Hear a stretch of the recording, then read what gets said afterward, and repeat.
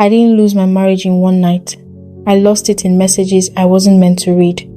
But let me start where everyone else thinks my story begins. Every morning, I wake before my husband. Not because I have to, but because it's easier to pretend everything is normal when I move first. I make coffee the way he likes it, dark roast, 2 sugars, a splash of milk. I iron his shirts until the creases are sharp enough to cut. I listen for his footsteps, already knowing the rhythm. Polished shoes on tile. Confident. Unhurried. This is the sound of a man who believes his life is in order. He kisses my forehead without really looking at me and says, "I'll be late tonight. Work." I nod. I always nod. "I'll keep your food warm." The door closes behind him, and just like that, the house exhales. I stand alone in a kitchen that looks like it belongs in a magazine. Clean counters, arranged flowers, sunlight hitting everything softly. And I feel like I'm standing in the ruins of something only I can see. Everyone thinks I'm okay. They see the woman who still shows up early to church, the one who prays confidently, the one who laughs easily, the one people ask for marriage advice. They don't see the woman who wakes at 3 in the morning and scrolls through her husband's phone with hands so steady they frighten her. They don't see the woman who hugs her best friend during Bible study while remembering words that were never meant for her eyes. They don't see the woman who serves breakfast to a young relative living under her roof, the girl she promised her family she would protect, while knowing that girl is carrying a truth that would destroy this house when it finally speaks. Nobody knows that I know. Not my husband, not my friend, not the girl who sleeps down the hall. They laugh, they plan, they talk about the future, and I smile like a woman who still belongs in it. I have become an expert at pretending. I pretend during prayers, I pretend during conversations, I pretend while posting photos online with captions about love and gratitude and growth. Sometimes I look at those pictures and feel like I'm staring at evidence from a crime scene. Inside, something is dying. Not loudly, not violently, quietly. Like a candle burning down in a closed room, filling the space with smoke long before anyone realizes there's no flame left. Some days I stand in front of the mirror and search my face for the woman I used to be. The woman who believed love was safe. The woman who trusted without calculation. The woman who thought loyalty protected you. She disappeared the night I opened his phone. The night I learned that betrayal doesn't always kick down the door. Sometimes it slips in gently, removes its shoes, and sits comfortably at your table while you serve it food. Now I live in this strange in-between place. I cook for my husband. I listen to his stories. I watch him sleep. He has no idea that a storm is forming right beside him. No idea that every kindness he receives now passes through a woman who knows too much.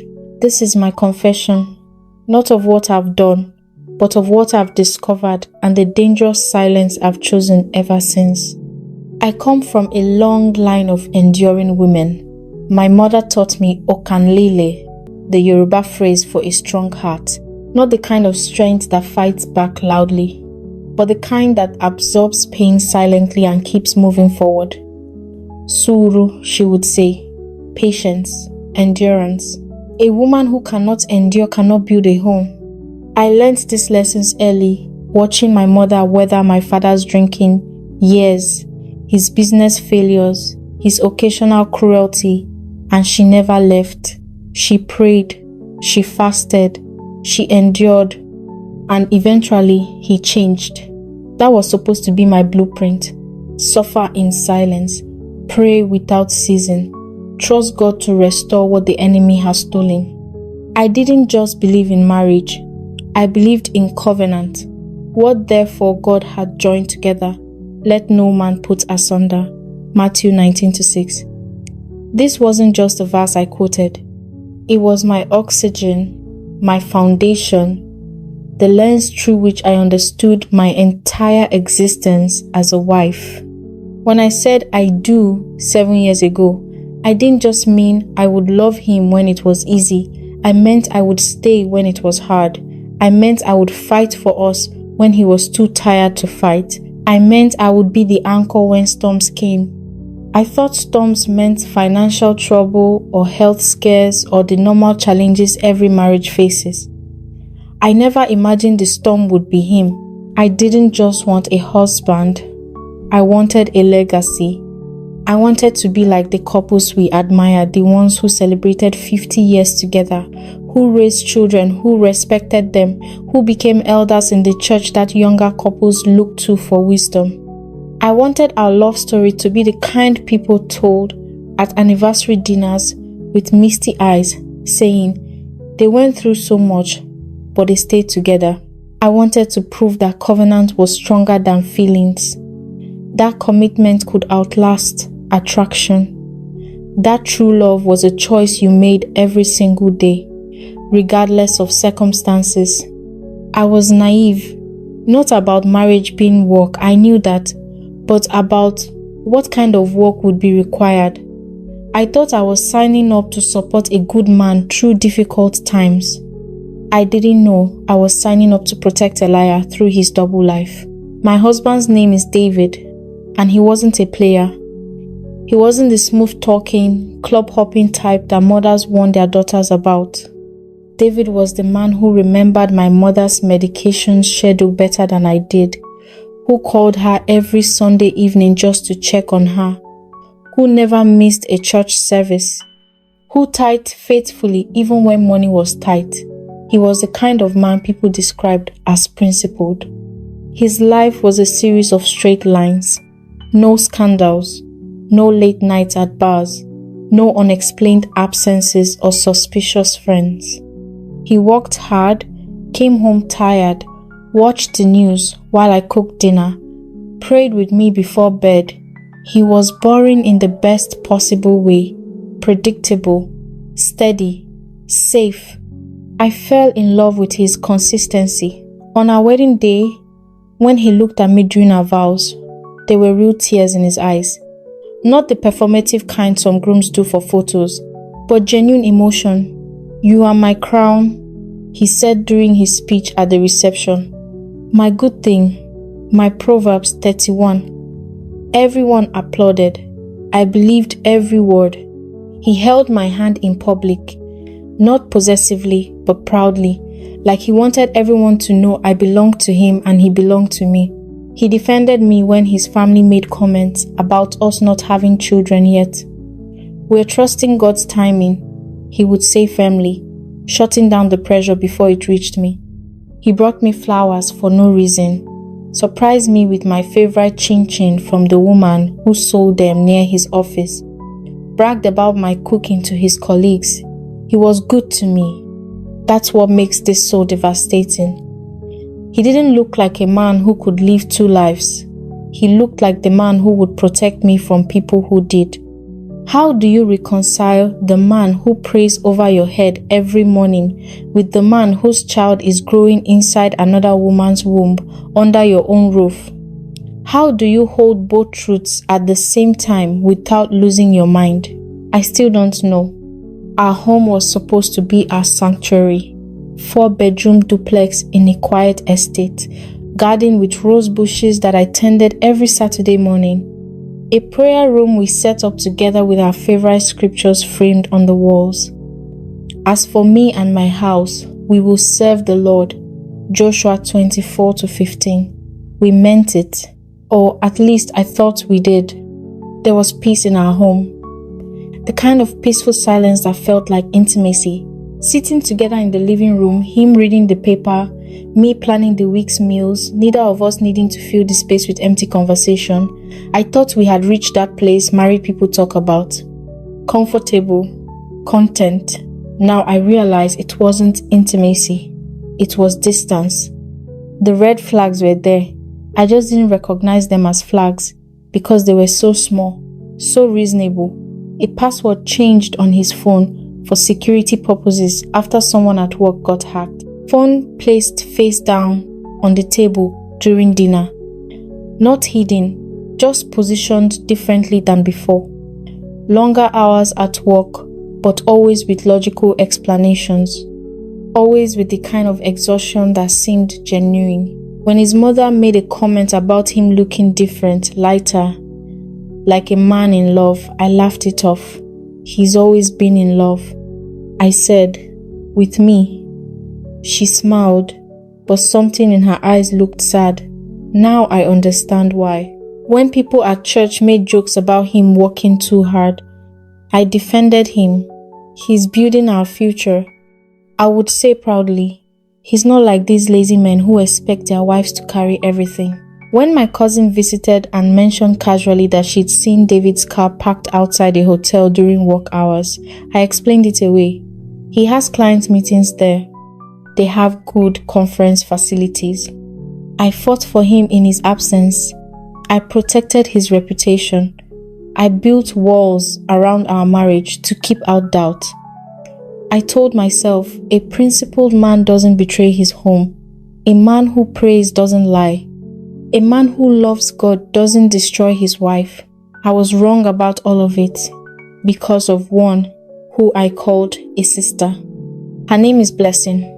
And we met in university. Same department, same church fellowship, same dreams of building godly homes and raising children who would be lights in this world. She was at my wedding. I was supposed to be at hers, but her engagement fell apart months before the date. She was devastated. I held her while she cried, told her God had someone better planned for her, prayed with her through her dry season. She never married, and I never stopped trying to encourage her. I gave her clothes when I bought new ones, sent her money when I knew things were tight, invited her to every family event because I didn't want her to feel alone. She ate at my table at least twice a week. She knew my favorite prayer points. She knew David's work schedule better than some of his colleagues. She knew where we kept the spare key. She was my person. The one I called when I was frustrated with David's mother. The one who reminded me that marriage was warfare and I needed to pray harder. The one who sent me messages saying, just checking on my sister. How's your heart today? She seemed too holy to ever hurt me, too close to ever betray me, too familiar with my pain to ever add to it. That's why I never suspected her, even when she started looking different. Better makeup, new hair, clothes that seemed expensive for someone who constantly complained about money. Tax refund, she said when I complimented a new bag. Small side hustle, she said about the new phone. I was happy for her. I thought God was finally blessing my friend after her long season of waiting. I had no idea my husband was the blessing she was receiving. Then there was Chiamaka, but we call her Chichi. She's my husband's younger cousin, 19 years old, just gained admission to the university in our city. Her parents called us from the village asking, could she stay with us? They couldn't afford accommodation and they trusted us. They knew we were responsible Christian people. David agreed immediately. Family is family, he said. I was happy to help.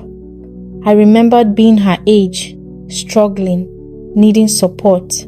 I saw it as ministry, an opportunity to mentor a younger woman, to be the big sister I wished I'd had. She moved into our guest room. I bought her toiletries, took her shopping for clothes appropriate for campus, gave her my old laptop for her assignments. I taught her how to navigate university life, how to manage her time, avoid bad company, stay focused on her studies. You're like the daughter I don't have yet, I told her once. She smiled shyly, saying, thank you, Sister Rose. You and Brother David have been so good to me. She was respectful, quiet, helpful around the house, did her chores without being asked, greeted visitors properly, attended church with us every Sunday. David interacted with her the way you'd expect, politely, distantly, appropriately, or so it seemed. He asked about her studies, gave her transport money, warned her about boys on campus who don't have good intentions. I thought he was being a protective older brother. I thought I was watching a beautiful example of family taking care of family. I had promised her parents she would be safe under my roof. I never imagined the danger would come from inside my walls. I never imagined that the same man who prayed for her success every morning was the same man touching her every night while I slept in the room down the hall. It was a Tuesday, rainy, grey, the kind of weather that makes you want to stay indoors with hot tea and a good book. David had just gotten home from work. He went to shower, left his phone on the kitchen counter while he went back to the car to grab something he'd forgotten, and it buzzed. Not the usual single notification buzz, a continuous vibration. Someone calling. I glanced at the screen without thinking. The name that appeared made my heart stop. Baby B, with a heart emoji. Blessing's name is Blessing. She often signed her messages to me as B, but I had never been Baby B in my husband's phone. I stared at it for 30 seconds, the longest 30 seconds of my life. The phone kept buzzing. My hand reached for it before my brain could stop me. I wasn't searching for betrayal. I was searching for reassurance. I was searching for a logical explanation that would allow me to laugh at myself later for being paranoid. I answered, "Hello?" Silence. Then a sharp intake of breath. Then Blessing's voice, panicked, saying, sorry, wrong number." She hung up. My hands were shaking. I opened his messages before I could talk myself out of it, and that's when my perfect life shattered into 1,000 pieces I would never be able to put back together. It wasn't just Blessing. The first thread I opened was between David and her, messages going back 2 years. 2 years. "Can't wait to see you tonight. She's going to her mother's place this weekend. Come over. You looked so beautiful in that dress at church. I couldn't stop thinking about you." I scrolled faster, my vision blurring, photos, videos, things I will never be able to unsee. My husband, my friend, in positions I thought were reserved for us, in my guest room, on my couch, in my bed. Then I saw the group chat. Family planning was the name. 3 people, David, Blessing, Chichi. I opened it with trembling fingers and discovered they weren't just separate affairs, they were coordinated. Blessing would message the group saying, "Rose is going to her mother's place on Saturday. Chi, make an excuse to be out. I'll come over." Chichi would respond, "Sister Rose is taking me shopping tomorrow. I'll make sure we stay out late." David would add, "Meeting at the hotel Thursday. B, tell Rose you have a church program. Chi, stay on campus." They were a team. They scheduled around me. They covered for each other. They shared strategies for keeping me distracted. One message from Blessing made me physically sick. She's so trusting. Sometimes I feel bad. Then I remember she has everything and I have nothing. She'll be fine. David's response, "Don't feel bad. She doesn't need to know. What she doesn't know can't hurt her." Chichi's addition, "I'm just grateful Brother David is helping me with school fees. Sister Rose would understand if she knew how hard things are for me." I kept scrolling through months of messages. Then I found the ultrasound photo sent by Chichi to the group 3 weeks ago. 8 weeks. What do we do? David's response, "We'll figure it out. Don't stress. Stress isn't good for the baby." Blessing, saying, "Maybe it's time to tell her. She's going to find out eventually." David, replying, "Not yet. I need to figure out the financial situation first. Let me move some things around." Chi, saying, "I can't hide this much longer. My parents keep asking when I'm coming home for the semester break. Blessing, responding, just a little longer. We need a plan. Maybe we can convince her to let you move out, say the commute is too much. I didn't scream. I didn't faint. I didn't throw the phone. Something inside me just stopped, like a machine that had been running for years, suddenly losing power. The kitchen still smelled like the stew I'd been cooking for dinner. The rain still drummed on the windows. The house still looked perfect, but everything had changed. Everything. I woke up the next morning and made breakfast.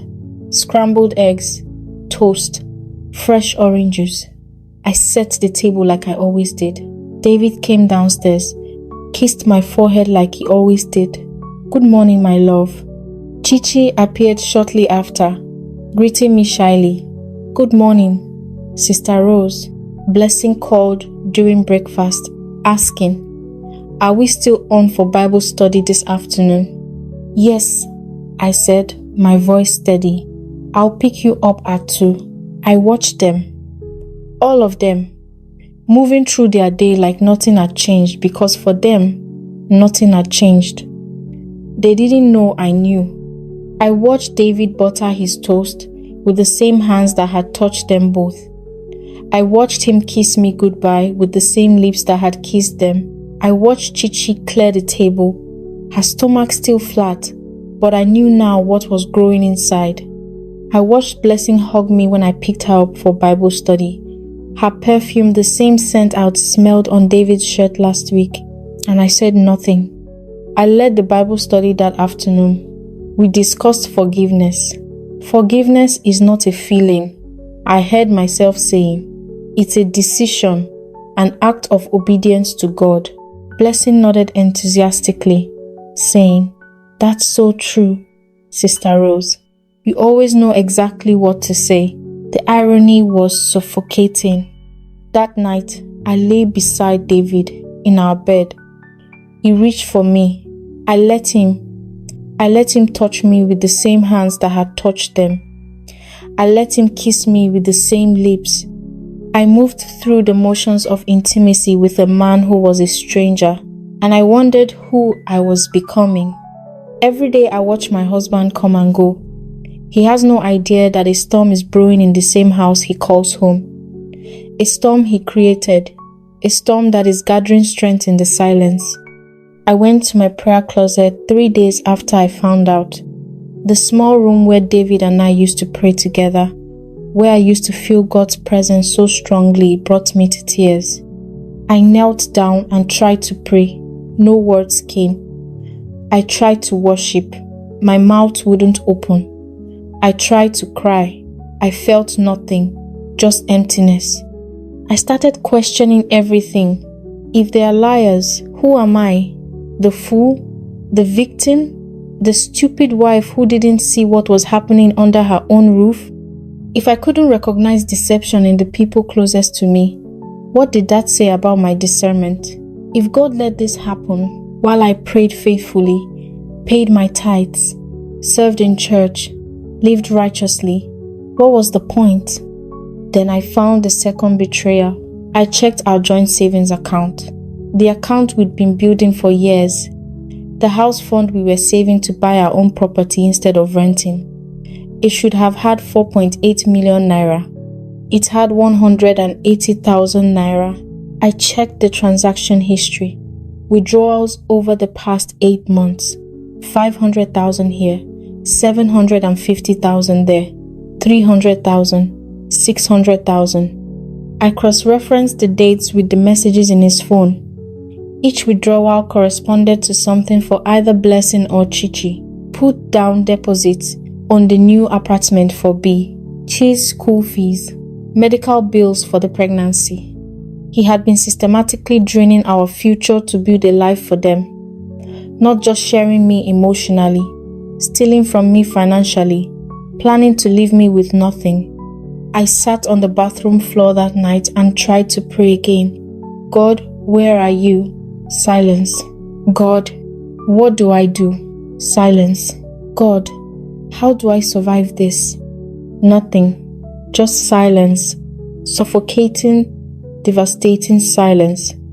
It has been 3 weeks since I discovered everything. 3 weeks of waking up, making breakfast, going to church, attending fellowship meetings, smiling at family gatherings. 3 weeks of living a lie while knowing the truth. You may ask why I haven't exploded, why I haven't confronted him, why I haven't thrown them out, why I haven't gone to church leadership or called my family. The answer is complicated. I'm afraid of what the world will say. She couldn't keep her husband satisfied. She must have been doing something wrong. That's what happens when you can't give a man children. I'm afraid of my family's disappointment. My mother, who held me up as the example to my younger sisters, saying, "Be like Rose.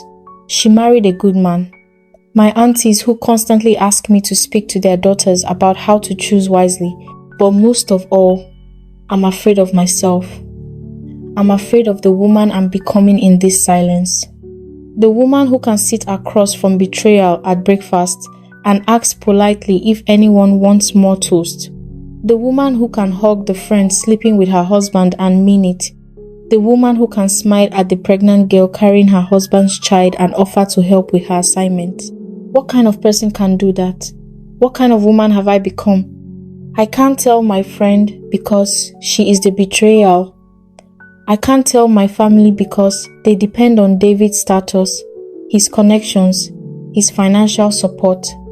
I can't tell the church because we are the model couple, the leaders, the example, so I carry it alone, and every day the weight gets heavier. Silence feels like strength at first, like control, like dignity, but eventually silence starts to feel like death, like you're disappearing, like you're becoming a ghost in your own life. I am writing this because I don't know what else to do. I am writing this because the silence is killing me and I need someone, anyone, to know the truth. I need someone to see the storm that is raging inside this perfect house. Here is my dilemma. If I speak, everything burns. My marriage, my reputation, my family's pride, the church's image. David loses his respect in the community. Blessing loses the friendship that has sustained her. Chichi gets sent back to the village in shame. And me, I become the woman whose husband cheated, forever defined by his choices, forever pitied, forever reduced to this single devastating moment.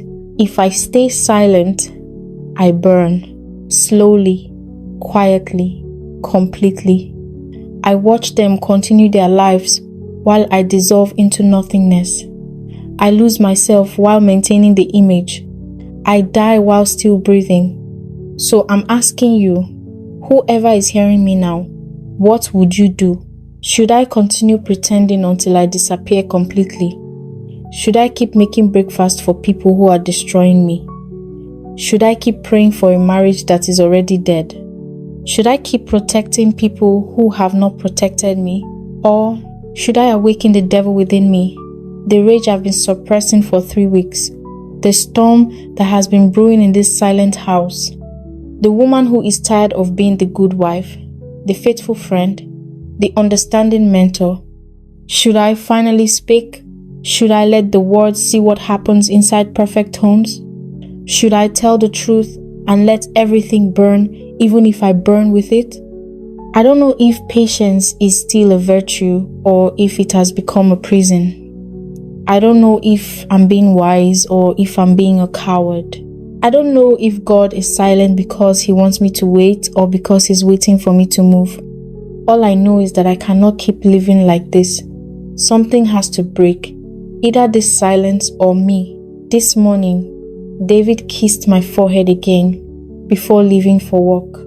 "I'll be late tonight," he said. I nodded like I always do. "I'll keep your food warm."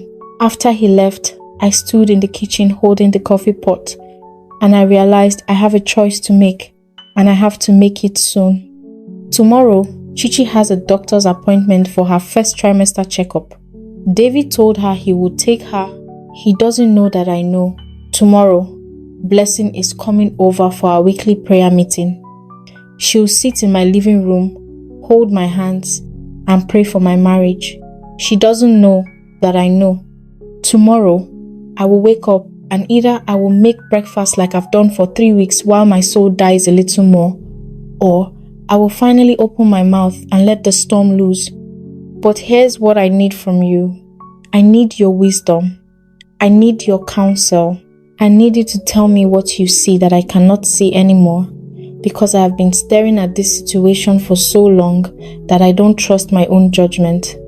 I need you to tell me if there's a path forward that I'm missing, a way through this that doesn't destroy everything but also doesn't destroy me. I need you to tell me if silence is ever the right answer, when betrayal is this deep, when the violation is this complete, when the people you trusted most have turned your entire life into a lie. I need you to tell me if covenant still matters when it's only one person honoring it, if submission still applies when the person you're submitting to is actively destroying you, if forgiveness is even possible when the offense is still happening every single day under your roof. I'm asking because I genuinely don't know anymore. I thought I knew who I was. I thought I knew what I believed. I thought I knew what mattered. But 3 weeks of living in this nightmare has stripped away every certainty I ever had. I need to know what you think. Because tomorrow morning I have to make a choice. Tomorrow morning I have to decide who I'm going to be. The woman who stays silent and disappears, or the woman who speaks and watches everything burn. I don't recognize myself when I look in the mirror. I don't recognize my life when I walk through my house. I don't recognize my marriage when I lie beside my husband at night. I'm Rose, and I'm asking for your help. Leave your thoughts in the comments. Tell me what you would do. Because tomorrow, the sun will rise and I will have to choose silence or storm, death or devastation. And I need all the wisdom I can get before I make a decision that will change everything forever. Thank you for listening. Thank you for being the witness I desperately needed. And please, do share my story. I believe it will be of benefit to some other woman out there.